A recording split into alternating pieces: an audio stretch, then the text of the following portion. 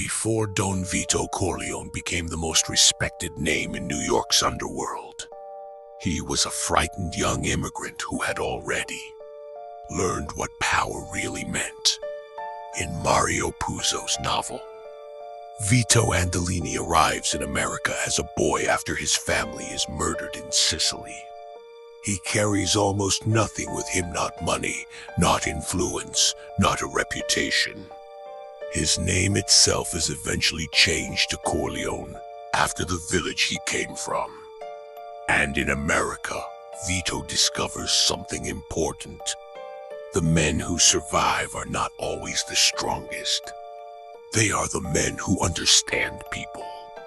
As a young man, Vito is not portrayed as a reckless killer searching for victims. He watches. He listens. He learns who has power, who abuses it, and who is desperate for protection. That lesson becomes critical when Vito encounters Don Fanucci. Fanucci is feared because he openly demands money from local businesses. He uses intimidation to make people obey him. But Vito sees something that others don't. Fanucci's power is built almost entirely on fear. And fear has a weakness. People obey you while they are afraid of you, but they don't necessarily become loyal to you. Vito chooses another path.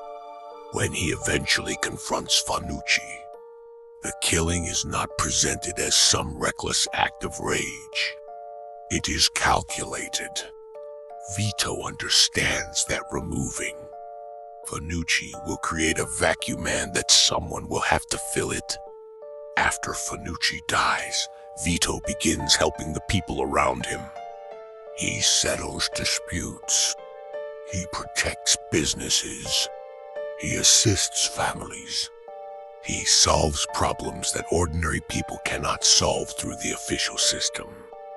And this is where the foundation of his empire is born. Vito doesn't simply collect money. He collects obligations. Someone receives help from Don Corleone today. Months or years later, that person may be the one who opens a door, makes a phone call, hides information, or returns a favor when Vito needs it. That is the secret. Vito's greatest weapon isn't the gun. It's memory. He remembers who helped him. He remembers who betrayed him. And most importantly, he remembers who owes him. Eventually, people stop asking whether Don Corleone is dangerous. They start asking whether they can afford to have him as an enemy.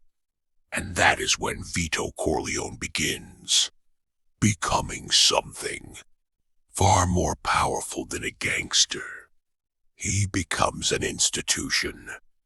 By the time Don Vito Corleone becomes a powerful figure, his greatest asset is no longer money. It is the network he has built around himself. In Mario Puzo's novel, Vito understands something most criminals never learn. Fear can make people obey, but a favor can make them loyal. That difference changes everything. People come to Vito because they have problems they cannot solve themselves. A businessman is being threatened. A family needs protection. Someone has been treated unfairly by a man with connections. Vito listens quietly, asks questions, and decides whether he can help.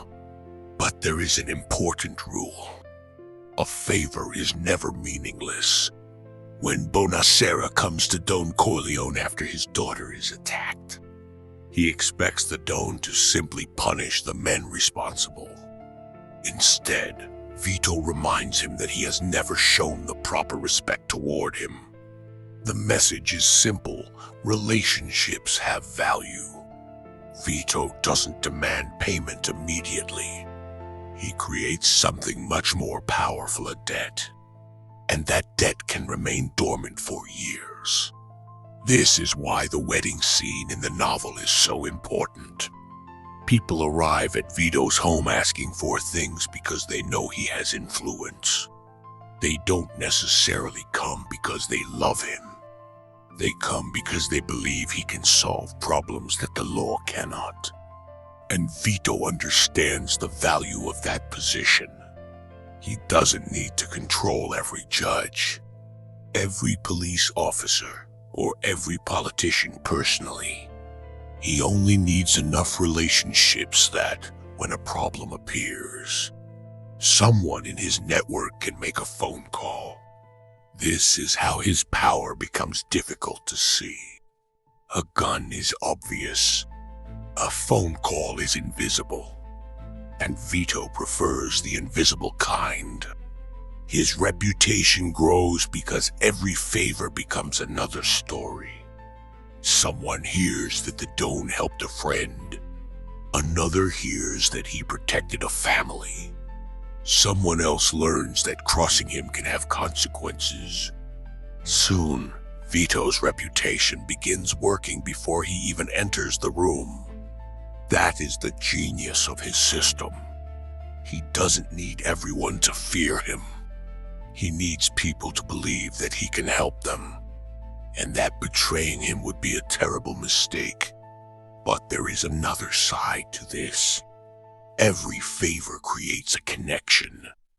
Every connection creates influence.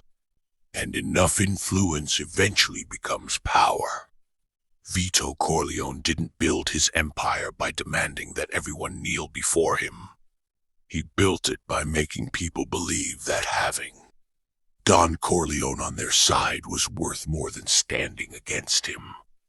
And eventually, his name became the most valuable favor of all. By the height of Don Vito Corleone's power, something extraordinary had happened. Vito no longer needed to prove that he was powerful. His reputation proved it for him. In Mario Puzo's novel, the Don's influence reaches far beyond the streets of New York. His relationships extend into politics, law enforcement, business, and the criminal underworld. But the most important part is that Vito understands the limits of violence. He knows that killing someone can solve one problem. Influence can prevent 10 more from appearing. That is why Don Corleone prefers negotiation whenever possible. He wants people to believe that there is always a way to reach an agreement with him. But that does not make him weak. Quite the opposite. The people around Vito understand that his kindness has boundaries. He can be generous, patient, and even compassionate. But when someone threatens his family or deliberately betrays his trust, the consequences can be severe. This balance is what makes him so dangerous. He isn't simply feared. He is respected. And those two things are not the same. A man who is feared may control people temporarily. A man who is respected can influence them even when he isn't there. That is the real source of Vito Corleone's power. His empire is built on relationships that cannot be easily measured. A judge who owes him something.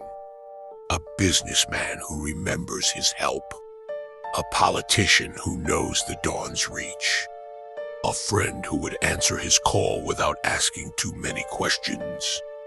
Vito has created a system where information, loyalty, favors, and reputation constantly reinforce one another. And then comes the most important lesson. The Don doesn't need to walk into a room and announce that he is powerful. People already know. His name arrives before he does. That is why the character of Vito Corleone is so fascinating. His greatest achievement wasn't becoming a rich gangster. It was creating a reputation so powerful that other people began protecting his interests for him. The gun made him dangerous. The money made him influential. But the relationships made him powerful. And perhaps that is the real secret behind Don Corleone. He understood that lasting power isn't about making everyone afraid of you. It's about making people believe that they need you. Because once people depend on your protection, your favors, your connections, and your word, you no longer have to chase power. Power comes looking for you.